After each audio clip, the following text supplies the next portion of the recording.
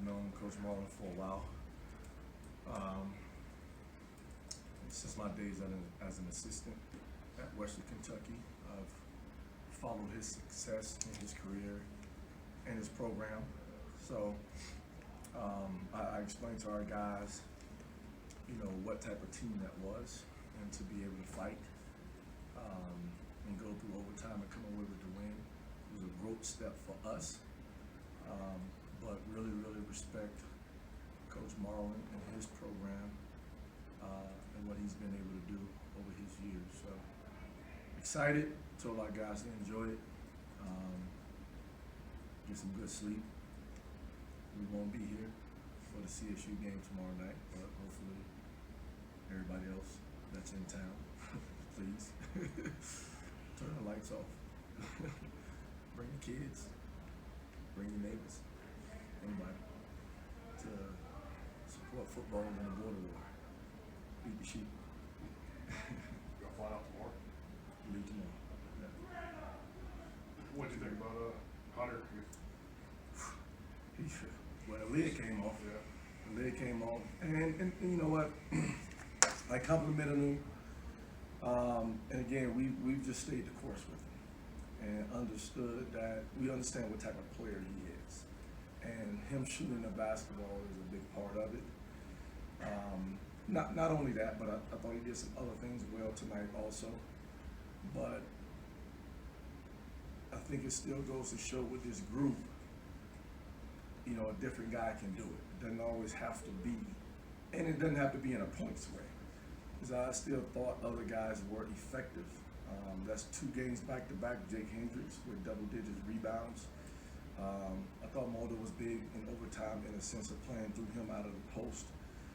TJ has some nice drives. AJ has been really, really good here for the last couple of games on both sides of the basketball. So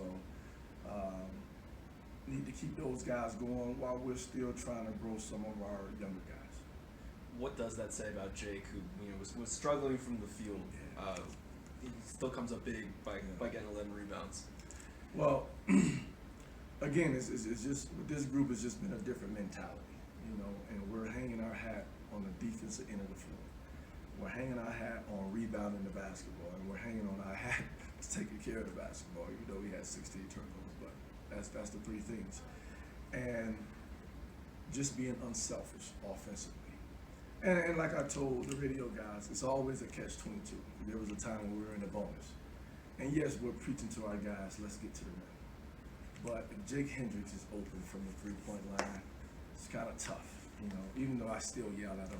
That's one of those, I'm yelling, but come on, you're open. Same thing with Thompson. And Thompson was able to hit a big one in the overtime for us. But Jake stays on the floor for us because of the threat, and then when he's able to do other things like that, it makes him even more valuable as a basketball player. Bob said to his team at one point in the second half, he was out on the huddle and said, "Number 2, it is the best guard on the floor right now." Is he capable of that? Do you need him to be sort of that? I had a good talk with, when we were doing the whole, I was going to each kid's home to talk to them and their families and their coaches as well.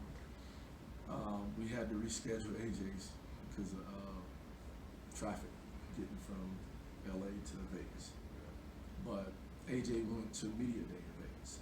So had a chance to sit down with his father, brother, sister, AU coach, high school coach, and just talk to him about how I saw AJ. I think AJ could be an unbelievable basketball player. Where he struggled was him believing in himself. But I wanted him to hear me say those things in front of his family, to let them know and him know how much I believe in him. And we didn't start off the season that way. And we had to have another sit down. And my thing was, I'm not going to give it to you. I believe you can, but I'm not going to give it to you. But what I do believe that has happened for AJ is allowing him, I think he takes it upon himself defensively to try to take out the other guard's best player, and other team's best player. And he would be on the other team's best player, especially if he's a perimeter guy. So the kid Russell, I believe, is a really good basketball player. I want to say he had 18 in the first half against TCU. Did not play in the second half. And I thought AJ did his job on him tonight. And I think that gives him energy and confidence to be as effective on the offensive end of the floor. So being a little bit more confident in his jump shot, and then being able to get to the basket, and take me yelling at him a little bit better. So, and he's in good shape to stay out there for a very long time. But there will be times where yes, he'll be the best player on the floor. But again, someone might say that about Maldo, at some point. Someone might say that about Jake, So I love that fact of having pieces rather than just having JJ and just say go score. How do you take this kind of grinded out defensive mentality, the scrappiness on the road, knowing that, the competition level is going up Sunday and Tuesday? Yeah. Well, to me, at the end of the day, when I told our guys, we're building, right, on it. So, obviously, I haven't had a chance to watch CU.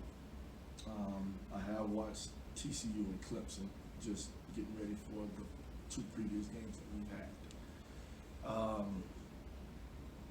And it's on a neutral site, So at the end of the day,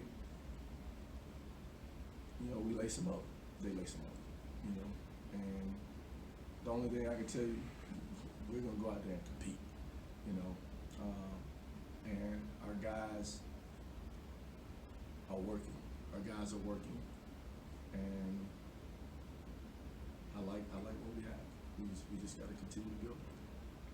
I think Nick said that under you guys are now 8-2 in overtime games. Is that what I heard you say? 8-2. 8-2. Which 2 I lost? Last year USC. at USC, and then you went 6-0. Who was the first? Who was the other 2? The USC and Denver last year. Yeah. And then 6-0 the year, your second year, Yeah. Okay. which is an NCAA record.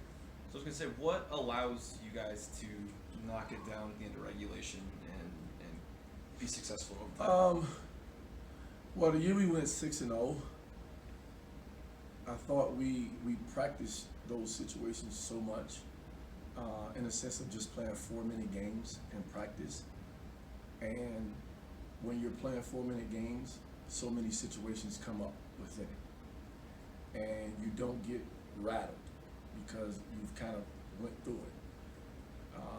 This group has not been able to go through that as much, but again, what we talked about these last 4 minutes was just defense. And the adjustment that we made was, okay, let's play through Maldo in the post. And I thought Maldo made a great pass to Thompson, cutting back door. Did something else, I can't remember. He did something else, he went in there twice. And then Thompson hit the big 3, but more importantly, in overtime, they were 2 for 8, and they did not make a 3. So at the end of the day, this group, I believe, cares a little bit more about that end of the floor.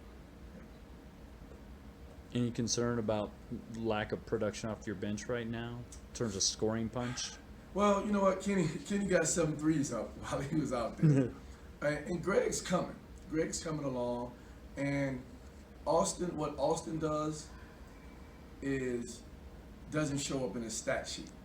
So it's not like when he's out there, I'm looking for him to go out there and score it. But he is so much of a glue guy that defending, rebounding, communicating, leadership, there's a lot of things that he does that does not show up on the stat sheet. So I'm very happy with his production. Again, Kenny, Greg, this is game 6 for Greg and game 5 for Kenny. So it'll come. They'll come. They'll come.